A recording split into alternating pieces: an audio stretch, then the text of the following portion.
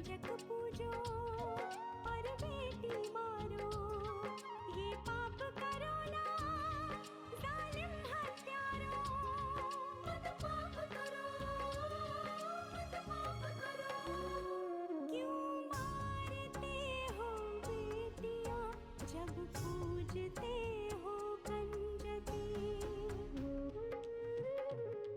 तुम्हें माँ ने जन्मा और दूध पिलाया, इस दूध का तुमने ये कर्ज चुकाया, ये कर्ज चुकाया। बेटी की हत्या का पाप कमाया। मत पाप करो, मत पाप करो। क्यों मारते हो बेटियां जब पूजते हो कंजकी। बिन बिटिया स्वर्ग अधूरा। अगर हमारा भतीजा कल जमानत पर रिहा नहीं हुआ तो याद रखना हम क्या कर सकते हैं। बाहर निकाल मुझे। बंद कर अपना मुंह। ये तुम्हारी हवेली नहीं, ये थाना है। कल पेशी में क्या होगा ये मैं नहीं जानती दुर्गा, कि तुमने जो किया है ना उसकी सजा तुम्हें मिलकर ही रहेगी। अब बाहर निकल के दुनिया से कैसे नजरों से नजरें मिलाएगी, कुछ समझ ना आ रहा मुझे तो। अरे लोग तो ताने मार मार कर जीना आराम कर देंगे बेचारी का। आप भी अपनी जगह सही हैं और दीदी भी। मुझे तो समझ में नहीं आ रहा कि मैं किससे क्या कहूँ। मेरा मन तो किसी अनहोनी की आशंका से घबरा रहा है। लेकिन जब जहां भी होती हो वो खौफनाक मंजर मेरी आंखों के सामने घूमने लगता है। और ऊपर से ये लोग अपनी चुपती हुई बातों से मेरे जख्मों को कुरेदते रहते हैं। नहीं दीदी, हमें पुलिस में रिपोर्ट नहीं करनी चाहिए थी, नहीं करनी चाहिए थी। मालती, मेरी तरफ देखो। मालती, ये तुम नहीं कह रही हो, किसी और ने तुमसे ये बात कही है। मालती, बताओ मुझे, किसने तुम्हारी हिम्मत तोड़ने की कोशिश की है? हाँ? सरला चाची।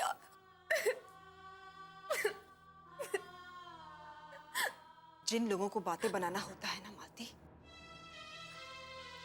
वो किसी और की हिम्मत की तारीफ कभी नहीं करते। उन्हें तो उसमें भी खोट ही नजर आता है। उन्हें लगता है कि जब हम कायर हैं तो कोई दूसरा साहसी कैसे बन सकता है। इसलिए ऐसे लोग हम जैसे लोगों को अपने जैसा डरपोक बनाने की कोशिश करते हैं मालती। लेकिन तुम चिंता मत करो मालती, भगवान है ना, वो सब कुछ ठीक कर देगा। भगवान नहीं है दीदी, भगवान नहीं है। भगवान है मालती, भगवान है। अगर भगवान होता तो वो नहीं होता जो मेरे साथ हुआ है, और ना ही वो इतनी आसानी से रिहा होकर घूम रहा होता। ऐसा नहीं कहते मालती, भगवान की लाठी में आवाज नहीं होती।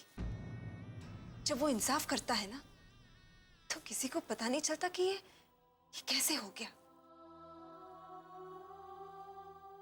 बस मालती, इंसाफ करने में उसे वक्त जरूर लग जाता है। मुझे देखो मालती, क्या कुछ नहीं सहा है मैंने। अपना सब कुछ खो दिया अपनी बच्ची को इस दुनिया में लाने के लिए, लेकिन आखिर इस लड़ाई में जीत मेरी हुई मालती।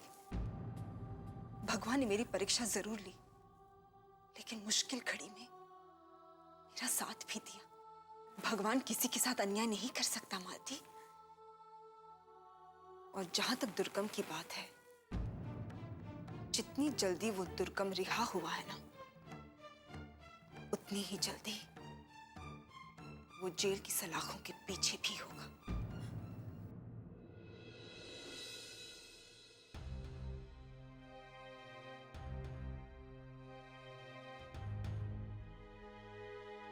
क्या हुआ जी? आप दुर्गम भैया की वजह से परेशान है ना? भैया मत कहो उसे, वो इस लायक नहीं कि उसे सम्मान दिया जाए।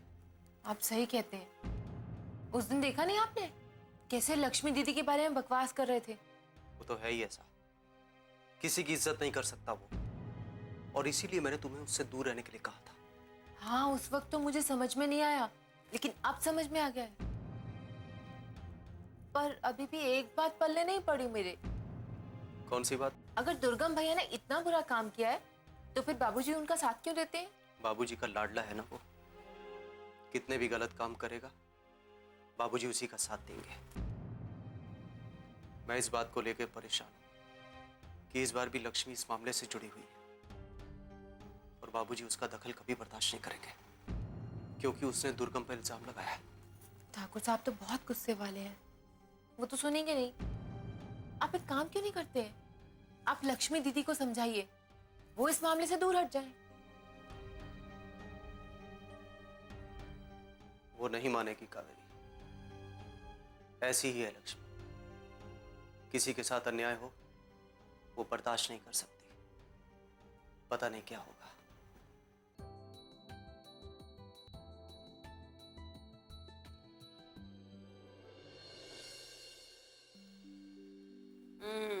दिखा, एकदम गुड़िया लग रही है मेरी बेटी। बैग लेकर आती हूँ।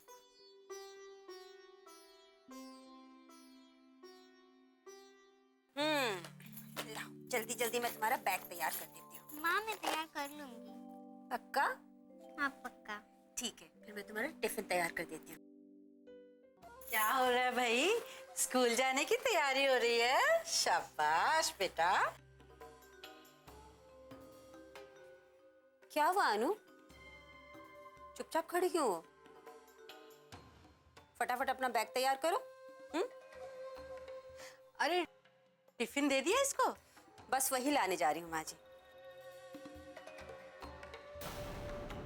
देख छोरी, ज्यादा होशियारी मत दिखाना। तूने जुबान खोली तो तुझे पता है ना कि क्या होगा। ये लो बेटा अनु, अपना टिफिन रखो, जल्दी जल्दी बैग में रख लो, वरना ये टिफिन यही छूट जाएगा। मैं पापा के लिए टिफिन तैयार करती हूँ, ठीक है? हाँ भाई, बैग में रख लो, वरना स्कूल में भूखे रहना पड़ेगा।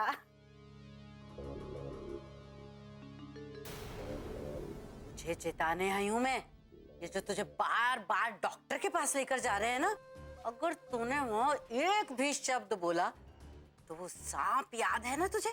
है? याद है? अनु,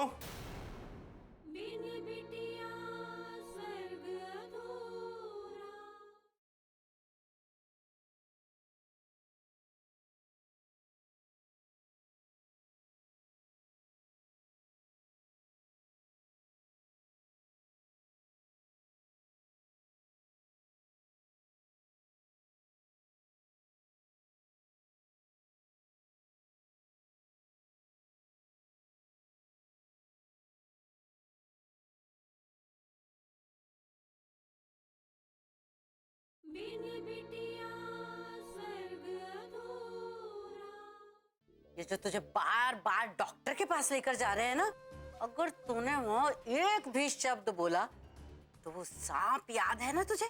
है? याद है? अनु, चलो भाई, लेट हो जाएंगे, कहना नहीं है क्या? हाँ? चलो चलो जल्दी जल्दी डालो सामान। लो मैं तुम्हारी मदद करती हूँ, चलो। शाबाश, लो। अरे जल्दी चलो। ऐसे पकड़ ले जा। क्या हुआ? इतनी सहमी है क्यों? अरे कुछ नहीं बेटा, वो परीक्षा के दिन है ना, इसलिए सभी बच्चों का यही हाल होता है। मुझे तो अच्छी तरह से याद है, जब तेरी परीक्षा होती थी ना, तो खाना ही नहीं खाता था। अरे माँ, हमारा जमाना अलग था, आजकल के बच्चे बहुत स्मार्ट हैं। अनु बेटा, डरने की कोई बात नहीं। रिलैक्स, आपका एग्जाम बहुत अच्छा हो। चलें अब, चलो, वरना देर हो जाएगी। चलो, दादी को बाय बोलो। बाय बेटा। आजा। अच्छा। हाँ, जीते रहो, खुश रहो। सुशीला, हम जा रहे हैं। ठीक से डराने का मौका ही नहीं मिला, लेकिन थोड़ा बहुत तो डर ही गई होगी छोरी।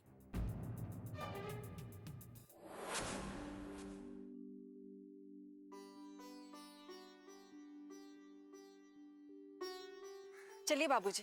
अरे बेटी, कहाँ इतनी देर लगा दी तुमने? वो बाबूजी, मैं अपराजिता के पास थी, वो मुझे छोड़ ही नहीं रही थी। अच्छा चलो जल्दी करो, मालती और कौशल्या दोनों को साथ लेना है। जी। लक्ष्मी, ये तुम ठीक नहीं कर रही हो। अब लक्ष्मी ने क्या किया? दूसरों की बला अपने सर ले ली, और क्या। वसुंधरा, आज इतना जरूरी दिन है और तुम उसे जाते जाते भी टोक रही और ताने मार रही। अरे अपनी शुभ कामना दो ताकि मालती को न्याय दिलाने का जो उसने बीड़ा उठाया उसमें उसे सफलता मिल सके, लेकिन नहीं, जब तक तुम उसे 2-4 बातें सुना नहीं दोगे तुम्हें खाना हजम नहीं होता। चाहती तो मैं भी यही हूँ, लेकिन लक्ष्मी है कि बाजी नहीं आती। आज तक इस खानदान की किसी लड़की ने पुलिस थाने या कोर्ट कचहरी के चक्कर नहीं काटे, लेकिन इसके आने के बाद हमारे खानदान ने सब कुछ देख लिया। नहीं, इसमें लक्ष्मी की कोई गलती नहीं है वसुंधरा। माँ, मालती हमारे गांव की लड़की है, अगर हमने ही उसका साथ नहीं दिया तो उसे न्याय कैसे मिलेगा? अरे उसके न्याय से हमें क्या लेना देना? तुम समझती क्यों नहीं हो? इस बार का मामला पहले से भी ज्यादा गंभीर है। तुमने समधी जी के भतीजे पर उंगली उठाई है, और यही नहीं, तुमने उसे हवालात भी पहुंचा दिया। इतना सब कुछ होने के बाद वो लोग चुप नहीं बैठेंगे। लेकिन माँ, आप उनसे इतना क्यों डर रही है? मुझे समझ नहीं आता कि मेरे समझाने के बाद भी तुम्हें मेरी बात समझ में क्यों नहीं आती। तुम्हारी वजह से पूरे परिवार पर मुसीबत आ सकती है। कैसी बातें कर रही हो तुम वसुंधरा? देखिए ठाकुर साहब, हमारे परिवार में से किसी को भी कुछ हुआ ना तो उसकी जिम्मेदार लक्ष्मी होगी। नेक राह पर चल रही बच्ची को शाबाशी देने के बजाय तुम उसे डरा रही हो वसुंधरा। आज अगर उसकी कोशिशों के कारण किसी को न्याय मिलता है तो मुझे नहीं लगता कि इसमें किसी की गलती है। हाँ, और रहा सवाल माल सिंह का, तो अगर वो कुछ करेगा तो हम उसे देख लेंगे। आओ लक्ष्मी बेटे। जी।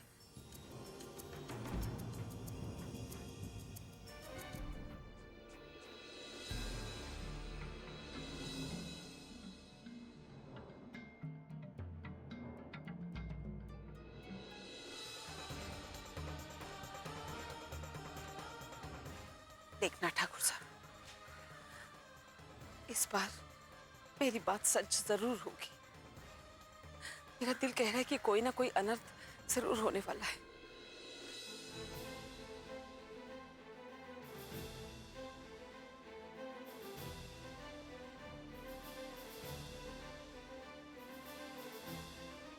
अभी अपना ही नंबर है।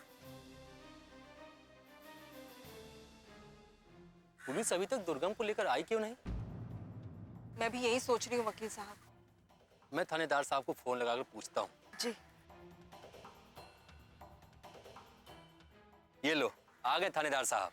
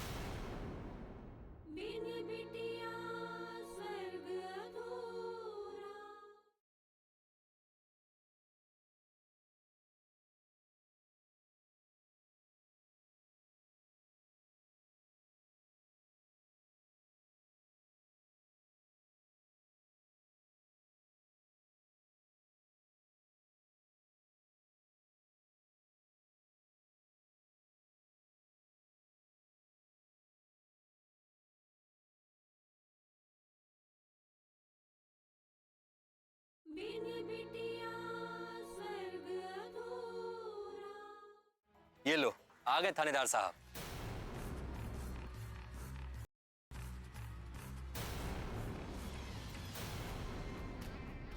मालती, इससे डरने की कोई जरूरत नहीं है। ये खुद भी एक कायर ही है जो औरतों पर अपनी ताकत दिखाकर खुद को ताकतवर समझता है। बहुत ज्यादा बोल रही हैं भाभी आप। देखिए अभी थोड़ी देर में आपकी बोलती बंद हो जाएगी। हवलदार, ले चलो इसे।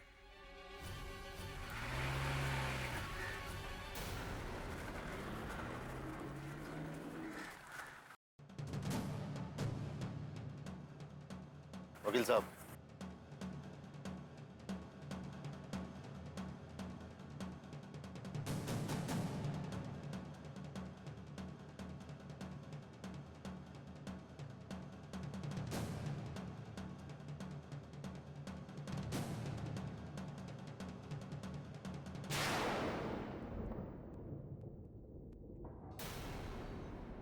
आखिर मानी नहीं ना तुम, अड़ी रही अपनी जिद पर। लक्ष्मी, लगता है तुम्हें आग से खेलने का बहुत शौक है, लेकिन ये मत भूलना कि जो आग से खेलते हैं वो कभी कभी अपने पूरे शरीर को जला लेते हैं। जलकर राख हो जाओगी, अस्तित्व खत्म हो जाएगा तुम्हारा।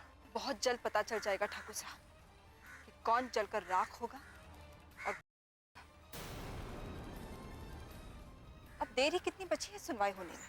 लगता है तुम्हें गलतफहमी हो गई लक्ष्मी कि तुम हमारे भतीजे को जेल पहुंचा दो, उसे सजा करवा दोगे। ये मेरी गलतफहमी नहीं है ठाकुर साहब, ये मेरा विश्वास है। मैं दुर्गम को उसके किए की सजा दिलवा कर ही रहूंगी। हम अच्छी तरीके से जानते हैं ये सब तुम हमसे बदला लेने के लिए कर रही हो। यही तो फर्क है आप में और लक्ष्मी में। लक्ष्मी कोई भी काम बदला लेने के लिए नहीं ठाकुर साहब, बल्कि लोगों के अधिकार और उन्हें न्याय दिलाने के लिए करती है। हम तुम्हें अच्छी तरीके से जानते हैं लक्ष्मी, तुम क्या अधिकार और न्याय दिलवाओगी लोगों को। हमने तुम्हारा सब कुछ तो छीन लिया है, तुम्हारी बच्ची, तुम्हारा पति, यहां तक कि तुम्हारे पति की दूसरी शादी भी करवा दी। अब कहीं ना कहीं तो तुम अपना गुस्सा और अपनी कुंठा निकालोगी ना। तो तुम मौके की तलाश में थी और मौका तुम्हें मिल गया। विजयराज सिंह, हम एक बात दावे के साथ कह सकते हैं, अगर मालती के साथ यही हरकत हमारे भतीजे के अलावा कोई दूसरा लड़का करता तो ये लक्ष्मी कभी उसे न्याय दिलवाने के लिए आगे नहीं आती,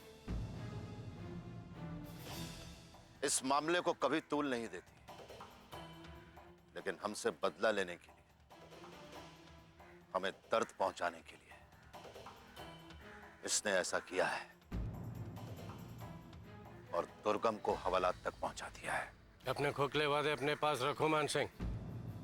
लक्ष्मी क्या है और कैसी है ये सब बहुत अच्छी तरह से जानते हैं। ठाकुर साहब, मैं यहाँ अपनी हार जीत का नहीं, बल्कि मालती की न्याय की लड़ाई में उसका साथ देने के लिए आई।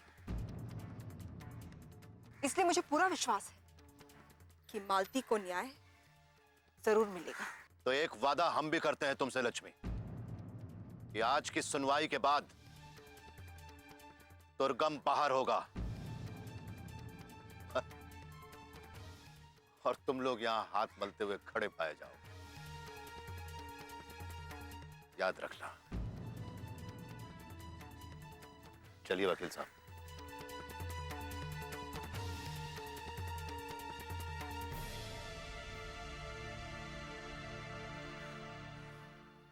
क्या होगा दीदी? मालती, इनसे डरने की कोई जरूरत नहीं है। अरे इनका तो काम ही है लोगों को धमकाना। तुम बस हिम्मत मत हारो, सब ठीक हो जाएगा। हाँ, चलो।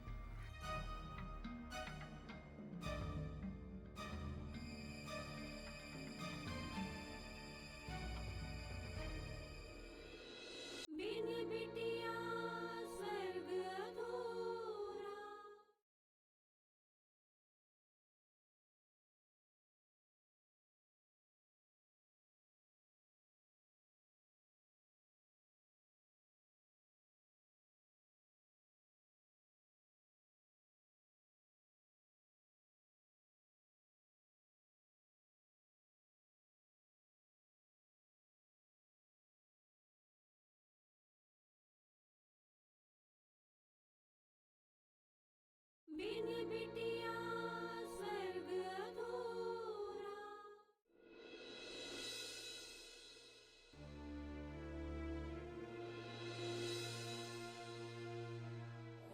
उस 2 टके की औरत ने उसे जेल भिजवा दिया। तुम क्या चाहती हो? हम चुपचाप बैठे उसे देखते रहें? लक्ष्मी ने अगर उस पर इल्जाम लगाया तो एकदम सही लगाया, क्योंकि लक्ष्मी कभी झूठ नहीं बोलती। नारायण, तुम्हें शर्म नहीं आती? अब भी उस औरत के गुलाम बने हुए हो? अरे तुम ठाकुर हो, कम से कम अपने रुतबे का तो ख्याल किया करो।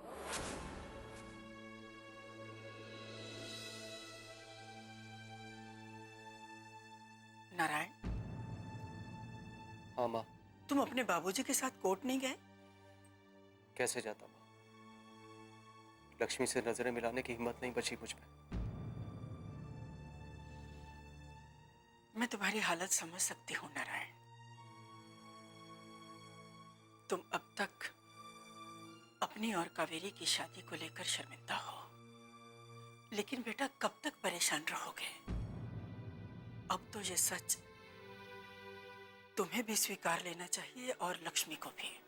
मैं जानता हूँ माँ, लेकिन जब भी लक्ष्मी के सामने जाता हूँ ये मन खुद को धिक्कारने लगता है, ग्लानि महसूस करता हूँ। ऐसा लगता है जैसे जैसे बहुत बड़ा धोखा किया उसके साथ मैंने। तुम्हारी हालत समझ सकती हूँ मैं। लक्ष्मी को बहुत प्यार करते थे तुम, अब भी करते हो। उससे अलग होने की शायद तुमने कभी कल्पना भी नहीं की थी, लेकिन किस्मत का खेल देखो, उसने तुम दोनों के रास्ते अलग अलग कर दिए हैं। ऐसे में समझदारी इसी में है बेटा कि तुम दोनों इस दुख से उबरने की कोशिश करो, तभी तुम सुकून से जी पाओगे। मैं सब समझता हूँ माँ, और कोशिश भी कर रहा हूँ। अपने मन का मैं क्या करूँ माँ?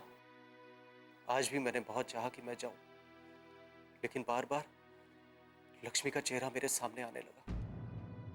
और फिर बाबूजी उसे अपमानित करने का कोई भी मौका नहीं छोड़ते। हर जगह उसे अपमानित करते हैं माँ, और ये सब मुझसे सहन नहीं होता माँ। कहीं ना कहीं इन सब बातों का गुनहगार खुद को मानता हूं माँ मैं। बस इसीलिए हिम्मत नहीं जुटा पाया मैं। शायद तुम अपनी जगह सही हो, पर बेटा कुछ काम अपनी चाहत के विरुद्ध भी करने पड़ते हैं, और बहुत बार इंसान को परिस्थिति का दूसरा पहलू भी देखना पड़ता है। अगर आज तुम कोर्ट जाते तो शायद तुम्हें वहां पाकर लक्ष्मी को और हिम्मत मिलती।